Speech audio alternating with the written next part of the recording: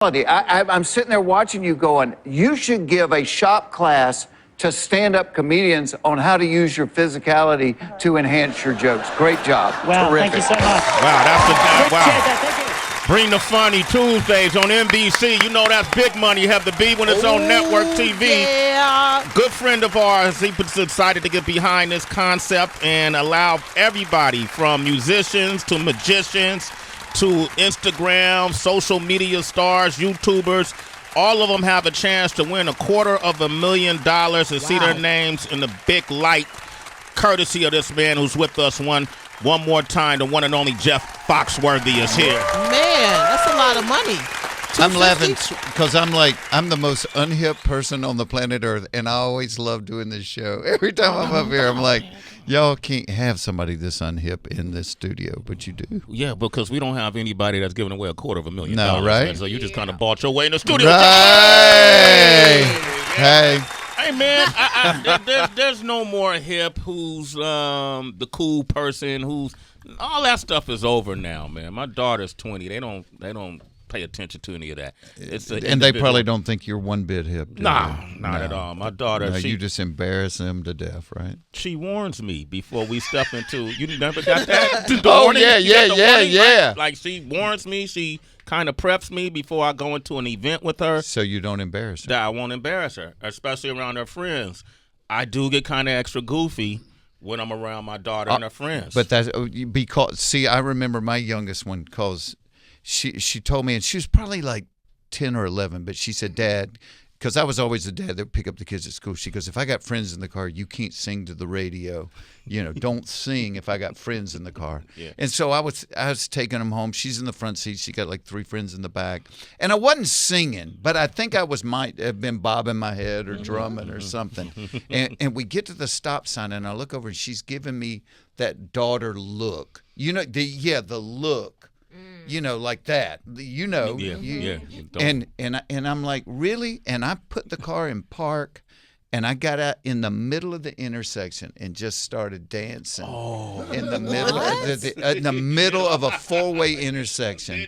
And I told her later, I said, you give me the look, and I'm going to take your level of embarrassment up 5 levels. Damn. Don't give me the look. 5? Yeah, I mean, here we done stopped at Dairy Queen. I done picked you up at school, and you think this is fun for me, and you giving me the look? Oh man, Jeff got selfish with his daughter. Didn't care if she got embarrassed. I embarrassed her ass that morning because. What's the moral though? There's a moral to this though, right? Well, be comfortable in who you are. Why can't I sing? Why can't I sing? What song? Do you remember the song it was? I don't even remember the song. Oh. But I'm like, don't tell me I can't sing. Yeah. I feel sad for you right now. Right? Yeah. How did that work out though? Because we're love her to death. She texts me every day. We got a great relationship. There it is. That's nice. Yeah. Okay, yeah, man. You got to break the mold with the kids. Like don't be worried about being embarrassed about me. But we were the same way, Yeah. Like I can remember my mom, don't drop me off in front of the school. Stop at the corner and let me just get out, because I didn't kind of want nobody to know I had a mom, that might have that's got curlers in her hair, I'm like, no, this is good, Mom. I'll just go up the hill. Leave me alone, lady. Yeah, right. Yeah, man. Jeff, welcome back to the show. Yes. Thank you. You know what I like about the concept of this show, Bring the Funny. I remember Marlon Wayans. What's the name of Marlon's show? Funniest Wins. Funniest Wins. Yeah. And I remember he had his show. It didn't make it. But I always like these kind of shows, Bring the Funny, because they're fun. When you watch TV right now, if you watch the news, you're going to get depressed and frustrated and and I think another thing we're starting to see is comedians are starting to come back too, make a big comeback.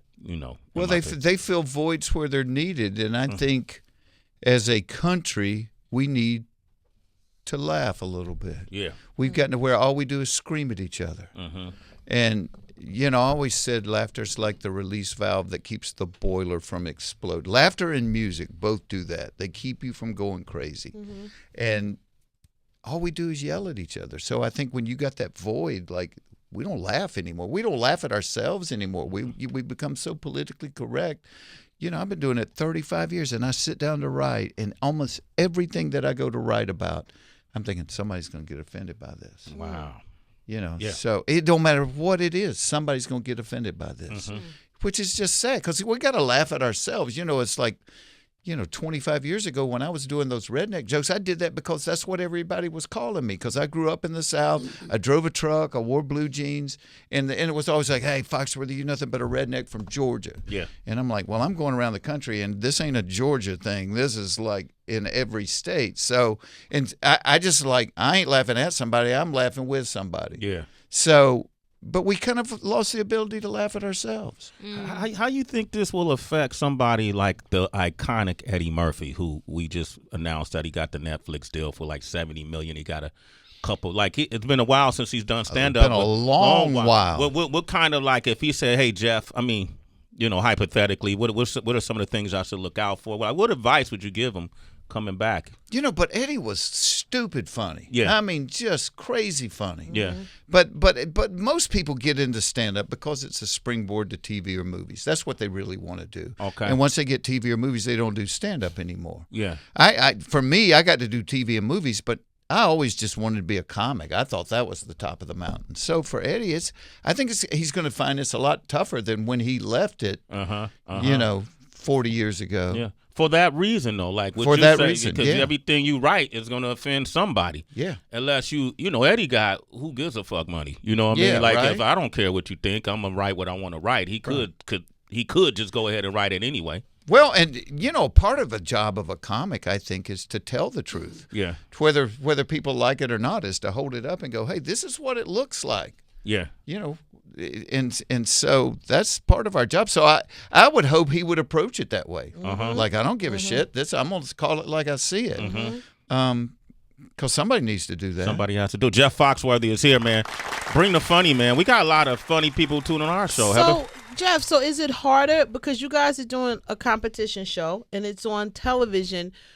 Is it kind of harder to be funny because are you trying to appeal to a specific audience or you global? Like, it would seem harder to me.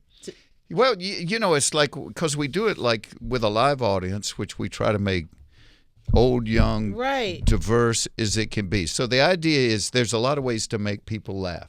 And most of the time, when you see a comedy competition on TV, it's always just stand-up. But there's a lot of ways to make people laugh. And we were like, all right, we're going to get sketch troops. We're going to get people that are musicians. We're going to get comedy and magic. We don't care. The criteria is who's going to be the funniest tonight. And so, I was just on another show, and she was saying, well, you picked all men one night. And so I got female listeners that are upset about that. And I said, I couldn't even be able to tell you who we picked. I was just thinking, who's the four funniest? I don't care what your gender is. I don't care what color your skin is. Are you the funniest or are you not the funniest tonight?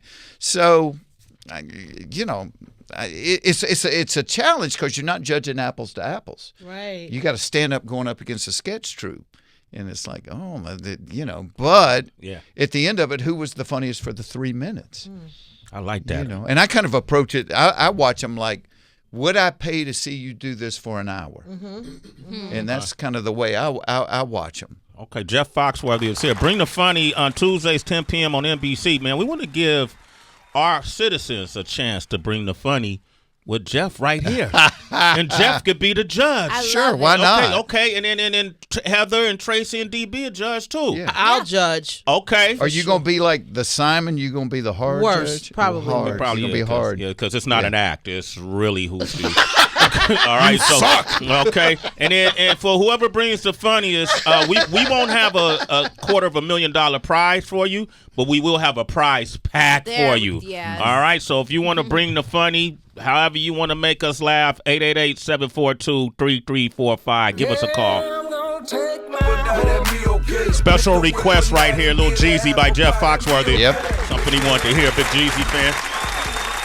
Jeff, I wanted to ask to go back earlier when you were talking about the job of the comedian, as being sort of the moderator between the shit that we see on the news and what we hear about and read about in the papers versus our everyday live problems.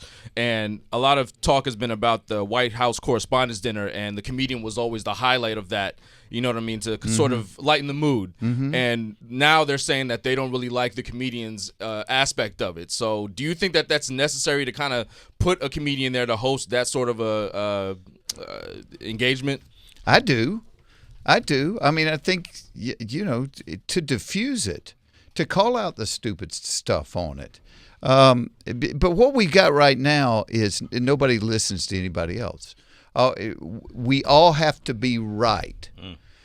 And when you have to be right, that means somebody else has to be wrong. People get tired of being wrong, so they just go, you know what? I ain't dealing with this. I'm walking away. And so then you have no communication. And we've kind of lost the ability to listen. Nobody listens anymore. So, it's like I had one of my homeless buddies tell me not long ago. He said, well, you don't know what it's like. You don't know what my life is like. I said, you're right, but you don't know what my life is like. And so the only way I'm going to know what your life is like is you got to tell me. And then you got to listen, and I'll tell you, because there's parts of my life you probably wouldn't want either. But we don't listen to each other. We just talk, and until I think, even politically, there's no middle ground anymore. There's no middle ground. It's like in a relationship, you got middle ground. Yeah, everybody ain't gonna get what they want every time. But you learn, like in a marriage or a relationship, it's like, okay, tell you what I'll do. I'll take out the trash for you, but here's what I want you to do for me. We don't do that politically anymore. We don't talk to each other and go, all right, let's figure out this is how much money we got. What's the wisest way to spend it and try to take care of the most people possible. We don't talk to each other. We just point out where each other's wrong. Maybe you should run for office, Jeff. Come on, man. Would you consider it, baby? Come on.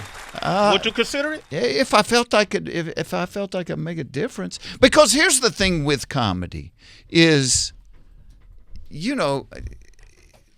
you sat people down and said, "What's important to you in life?" I bet you we would agree on 85% of what's important to us. So it's that 15% that we wouldn't agree on. But we don't focus on that 15%. I mean, we don't focus on that 85% that we have in common. All we focus on is that 15% that we're different on. And I'm like, that don't make no sense. If there's 85% of us that agree on stuff, why can't we figure the other 15% out? Yeah, I agree. Foxworthy 2020. We'll do your campaign. We're ready for it. Say the word, Jeff. Fox is worthy. I like that. Okay. Dude, I see that on the button. God. All right. Okay. So we talking Bring the Funny, Aaron, Tuesdays at 10 p.m. We're going to have folks call up, and you can speak directly with Jeff. And then Heather and Tracy and DB are going to be judges along with Jeff, okay? So whoever's the funniest, get a Sway in the Morning prize pack. We got Brandon from L.A. on the line. Brandon, what up? Brandon! Hey, how's it going, everybody out there? Hi. How's it going? So what are you going to do? So you always got somebody in the family, they're really cool. They're always doing, what's right. But, like, you end up having a family reunion. They want to make a grand entrance, riding their bike down the hill. And then all of a sudden, you're getting really close to the party, and you're hollering out, "Hey, everybody!" And all of a sudden, boom! You wipe out, eat it big time, and you're all over the floor, just gashed up. And it's like, what is going on with this guy? It's like, something just always happens. It's funny as fuck later, but at the moment, it's like, oh, shit. What the hell? Dude, is this a story right now? or is later, you just gotta laugh about it and laugh it off because it's like, dude, this jackass right here. Okay, great. All right, hold on the line, Brandon. Well, the premise is funny. Okay. The premise is funny because I used to say, like in everybody's family, there's always one, but I've changed that now to there's always two. There is always two. Like for me, that's why I always like to go to the fair. Yeah. Because it made me feel better about my own family, because you're thinking we got the craziest, most screwed up family in the world. And then you go to the fair and you're like, no, we're all right. We're good. Okay, Brandon, hold on the line. Dude, how does this work? Do you say if they're funny immediately, or you let a couple? I just at the end I say, all right, who's the funniest? Okay. Here's that was Brandon, contestant number 1. Contestant number 2 is Justin. Go ahead, Justin. Hi, Justin. Good morning. How you doing? Hey, good morning, guys. Good morning. How's everybody doing this morning? Good. Right, go ahead. This is Jeff, man. Bring the funny. Bring the funny. Go. Yeah. So I met this African dude, right? Just chilling on the subway with just me and him and a whole bunch of different people. He's looking dead in my eyes, and I'm like, "What's up, bro?" He goes, "Hello, my brother." I said, "Oh, what's up, man? Where you from?" He said, "I'm from Africa." I said, "What are you doing out here in the city?" He said, "I came here to find my wife." I said, "Oh, snap! You don't have a wife in Africa?" He said, "Who the hell are you?" "Brother, you don't understand. My own brother took my wife." And this man is screaming in the subway. I'm like, "Yo, what is going on?" He starts speaking in tongues. And yeah, that's kind of just the story. All right, hold up, Paz. Hold up, man. There's no way. There's no way that We ain't judging yet. I mean, for the Yes, we are. You called us judges. Okay, go ahead, judges. All right. Is this an unconventional comedy style that these people are making up that I've never heard of? They just tell random stories? They're telling stories that Is were it funny. observational comedy It's here? like when rappers rap off beat now. It's a new style. Okay, let's go to our contestant number 3. Hold on the line, Justin. He shouldn't even be Hold on, holding, Sway. I mean, he did call. That was not funny. Okay, Sean from Detroit on the line. Sean, go ahead, Sean. You're our last contestant. Go ahead. Thank God. Oh. All right, there's 2 pilots on a flight, cross-Atlantic flight. Midway through the flight, one of the engines go out. They think they can make it. 15 minutes later, the second engine goes out. They both look at each other and say, "Man, this is going to be bad." The one pilot says to the other one, he said, "Yeah, it's really going to be bad because I only packed one parachute." The other pilot says, "I know." Give your 5-year-old son his joke back, too. This stinks, John. I mean, Welcome to my job. So, wow. All right, so let's analyze. The second contestant just hung up. He knew it. There was no punchline. There was It's no like punchline. all set up, no punchline. Does anybody win? Let's go down the line. DB. Well, you said somebody got it. I'll give it to the last guy just because it was a complete joke. The first one, it kind of went off into some story shit, and then the other guy hung up, you said. So. All right, Tracy, what are you thinking? I would love if we had a wild card. Okay, One last one. One last one somebody person. else. Yeah. Okay, jeez. All right. last one. Kyle, do you have a joke? Hi, Kyle. Kyle, be real with us. You're in Missouri. Kyle, good morning. Hello, am I talking to Sway? Yes. You a bill collector? Or some shit? What's up, Sway? How you guys doing? Doing all right, man. Okay, you got a joke? Go for it. Oh yeah, okay. I wanted to share a story.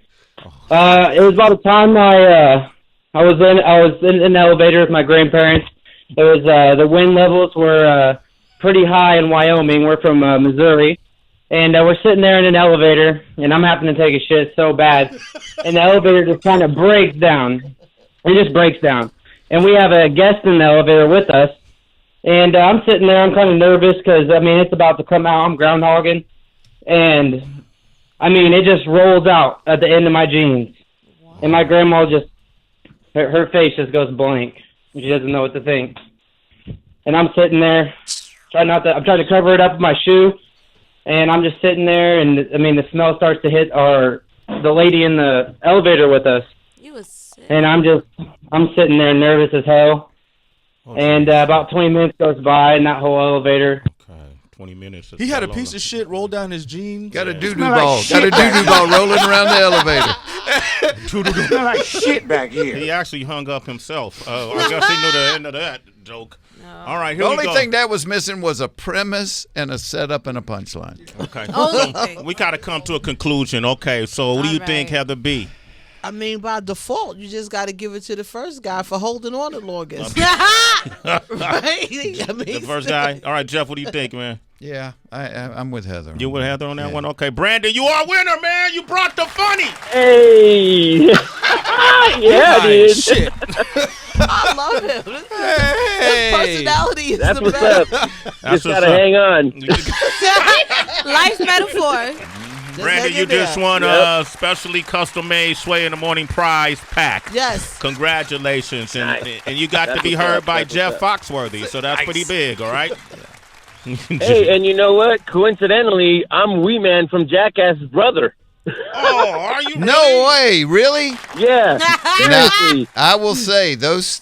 I have watched every Jackass movie, and I don't know what but it's like going to your premise. There's something about watching people get hurt that is funny. Wow. Hey, Brandon, hold on the line, man. You're a citizen. Sway in the morning. Hey, Jeff, it's always great to have you on the show. Yeah. Man, I always come love back. You're coming by always here. welcome, Thank you, man. Make sure y'all watch Bring the Funny airing Tuesdays at 10 p.m.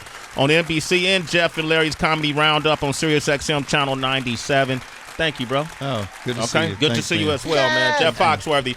Count black.